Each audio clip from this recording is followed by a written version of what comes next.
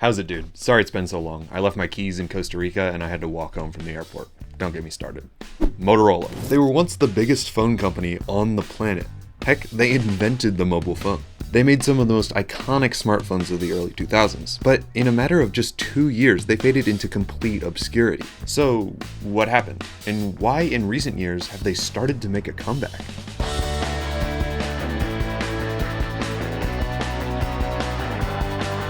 So I already covered their business with mobile phones in the late 20th century in another video, but if you didn't watch it, it's chill. Here's a recap. They invented the first cell phone. It took another 10 years, but they finally released it to the public in 1983. They made several other models over the years, improving both battery life and portability. The models got smaller and smaller, and built to be sold cheaper. First, it was the MicroTech, and then it was the StarTech. Both phones were much more portable and affordable to the modern consumer.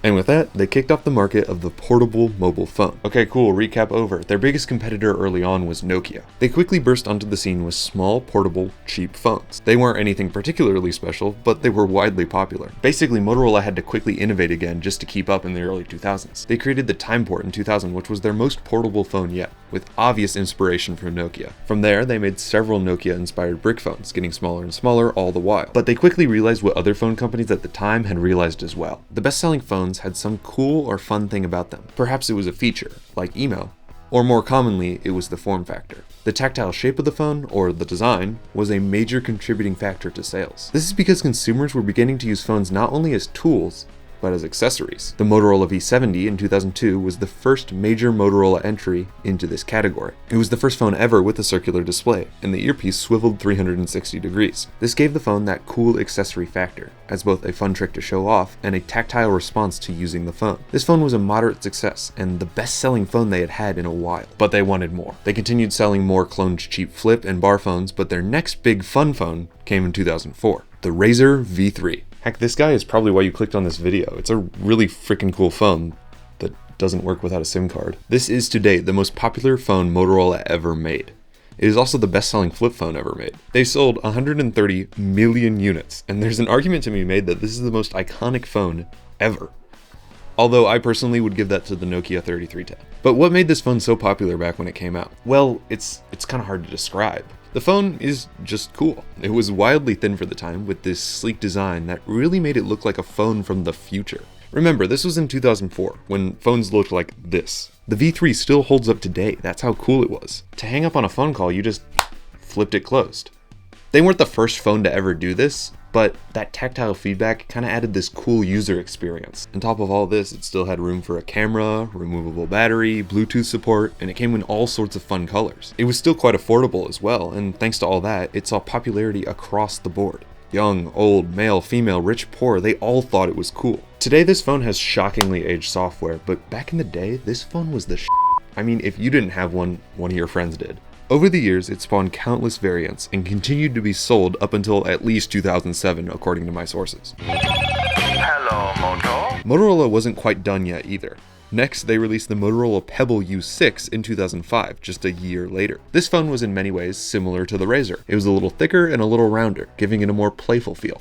Again, it came in many fun colors, and again, it became very popular. Next, the Motorola Q sold well. Over 1 million units that year. It was a BlackBerry lookalike that ran Windows Mobile. The C and V series of cheap bar and flip phones sold a combined 90 million units that year thanks to the low price. The Motorola Ming was a very experimental phone for the company. It had a touchscreen, ran Linux, and had this cool transparent flip cover. It had GPS, FM radio, and live translation. This thing was like a modern smartphone without all of the tech that exists today. While initially unpopular, they continued selling it and it eventually sold over 3 million units. Then, they released the Rocker E1, also in 2005. Thanks to a licensing deal with Apple, this was the first phone ever with iTunes support, making it sort of like the iPhone before the iPhone. The only problem was that Motorola forgot to make a good phone. It had a 100 track limit and very slow download speeds, which ended up holding it back from commercial success. Yeah, I think this ad is a Bill and Ted reference. If it is, total props. You guys know how much I love that movie. All right, back to the video. But the failure of this device is part of what caused Apple to invest in making their own in-house phone, which eventually became the first iPhone. Speaking of the iPhone, the phone landscape was about to change. Like, a lot.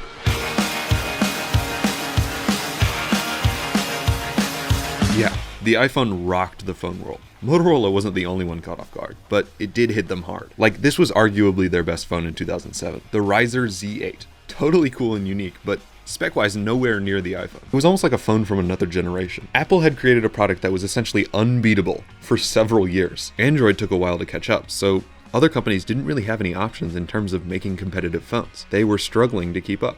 Motorola's global sales fell by more than half, almost instantly. By 2009, the company had lost $4.3 billion in the global market, according to Moto Smartphones. The first big thing they did to try to compete with the iPhone was to release a camera-focused phone in collaboration with Kodak. It was called the ZN5. Its 5-megapixel camera was pretty good for the time, better than the iPhone at least, but the rest of the phone was underwhelming, so it flopped. Then, for whatever reason, they released a premium phone in 2008 that launched at $2,000. That's before inflation. It was a sort of successor to the V70, and you can obviously see why. While it was an engineering marvel, obviously, I don't have to tell you why this didn't work out. Their first major success after the iPhone was in 2009, the Motorola Droid, or Milestone as it was known in some markets. It wasn't the first phone to utilize the then brand new software Android, but it was the first to do it with a degree of success. They had this hilarious ad campaign called I Don't, where they didn't even show the phone, they just made fun of the iPhone. In a world of doesn't, Droid does. It became quite popular once it came out, eventually selling a respectable 1 million units in just the first 74 days, meaning it just barely beat out the iPhone. It went on to sell well over 2 million units. Then there was the Motorola Backflip, which had a fold-out keyboard from the back. They released several variants of the Motorola Droid, like the Droid X and the Droid 2, but the most successful was the Droid Bionic. It was 4G compatible and sold over 13 million units. And of course, they continued to make weird form factor phones as well. The Charm, the Flip Out Moto Cubo, the Flip Side, and the Click 2. Both the naming and design of a lot of these phones are very similar to some of the HTC phones coming out at the same time, which I talked about in this video right there. Then they launched the Zoom line, which was a relatively popular line of tablets. Just like Sony, they also had a dedicated line of music-focused phones, the Rocker line. Remember that from earlier?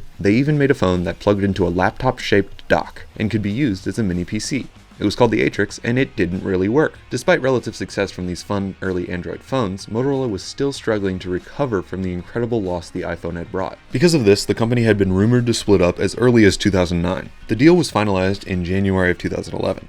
They split into two companies. Motorola Solutions was all the stuff they sold to businesses, police radios and industrial transceivers. Motorola Mobility was focused on all of their consumer products, mostly smartphones. For the purpose of this video, we will only talk about the latter. From then on, the company sort of entered a downward spiral. For the next year, the company sort of drifted. They revived the Razr line and attached it to the Droid products, and essentially used that line as a crutch, with no real breakout successes. In 2012, the struggling company was bought by Google for $12.5 billion. But this wasn't necessarily all good news. It started with a revival of the phone line in 2013. The Moto G and Moto X were the starting lineup. By the way, to me, this lineup seems like shockingly similar to the revived Sony lineup from a few years earlier. Probably unrelated, I just thought that was interesting. Both phones were super fun consumer phones that offered a whole lot of customization. The Moto X was the standard for the era mid-range, high-performance Android phone, with a good value. But the Moto G was the star of the lineup. For only $180, the phone delivered incredible performance and specs for the time, and was praised for its affordability. The Moto G is an incredible deal. For $179, you cannot buy a better smartphone, period. 2013 also saw the unveiling of their new project called Aura, which was an experimental modular design phone. Really, really cool stuff. It was built by a Motorola team called Motorola Advanced Technology and Projects. Then they made the Moto E, an ultra-budget phone at $130. The marketing focused on their idea that the smartphone is a universal right. Motorola stripped out anything non-essential to make the absolute cheapest phone they could. This meant that it was a little sluggish out of the box. Of course, this was noble, but the Moto G was right there, $50 more, and offered a much better value. Then, the Google-Motorola partnership reached its all-time peak in 2014. Motorola helped make the Google Nexus 6. It was essentially just a big Moto X, and it got a bunch of praise. One of the biggest phones out on the market at the time, it offered a pure Android experience with just about the best performance on the market. It was a true flagship device. At this point, Motorola and Google were operating a bit like work partners, doing their own separate thing, but occasionally collaborating. Sure, Google owned Motorola, but Google didn't need any help making phones. In reality, since Motorola had been in the communications game since the 1950s, Google just wanted their patents. Around this time, Apple was suing pretty much every other manufacturer for patent infringement. It's a whole other story that I've covered partially in other videos. I might get around to making a dedicated video one day. It was helpful for Google to have Motorola's 15,000 patents in the mobile communication space to help protect Android. Over the next 2 years, all those patents were transferred into the ownership of Google's company. And Google even offered a few to HTC when they were going through a tough time. Finally, in September of 2014, they sold what was left of Motorola to Lenovo for almost $3 billion. This might not seem like a good deal considering the $12 billion they spent for the company in the first place. But remember, they got to keep all of those patents, and as a bonus, they also kept that experimental group from earlier who were designing all those revolutionary phones. So Google got what they wanted from the deal, all those patents, and Lenovo gets to take advantage of this short-lived success that the Motorola brand is having underneath Google. The short straw goes to Motorola, of course. They just kept getting tossed around like a hot potato, losing more and more of the company as they go. Lenovo did their very best to keep the momentum of the Motorola brand going. They released a smartwatch line and some variants of the Moto E, G, and X. They made a bunch of variants of the Droid line, and eventually they started expanding. They were making a lot of these glossy-looking phones that were not too dissimilar from other Lenovo phones, and also phones from companies like LG. The Moto M, C, E, and Z lines were all new styles. The Z line was actually pretty cool. It had this attachable modular system based on these pins on the back here. Like, this one is a speaker and an extendable battery, but the rest of these phones were just kind of bland. It looked like for a while that Motorola under Lenovo was starting to slowly fade into the background of these glossy Asian-made Android phones. But then something crazy happened. Motorola was about to make a comeback.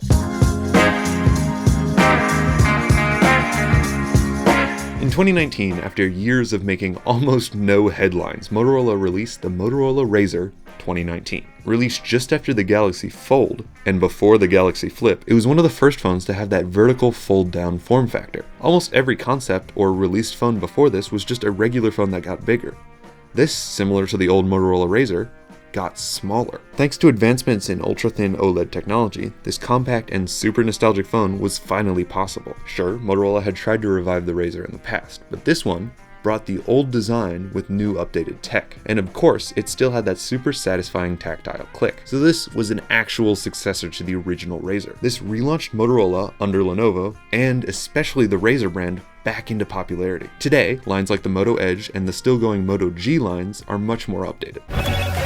Hello, Moto. They offer a great price to performance ratio, specifically in the lower to mid-range category. These lines have a significant mainstay in the cheaper phone market across the world, especially overseas, but I've even seen a few here in the States. And of course, the Razr line is still going strong. After Samsung's foldable line, it is a contender for the second most popular on Earth. They've had plenty of cool phones here, but the Razr Plus last year was super revolutionary. The biggest piece to this puzzle that makes them so popular is that their Razr phones are cheaper than the competition. I mean, literally the cheapest foldables on the market, and these aren't crappy phones, but they're selling a foldable for $350. While throughout history, many of their phones have been duds, their most popular have been some of the most iconic phones of all time. They vary incredibly, but they are always consumer focused. With affordability and style in mind, Motorola has led the way in consumer cell phones since the very first one, all the way back in 1983.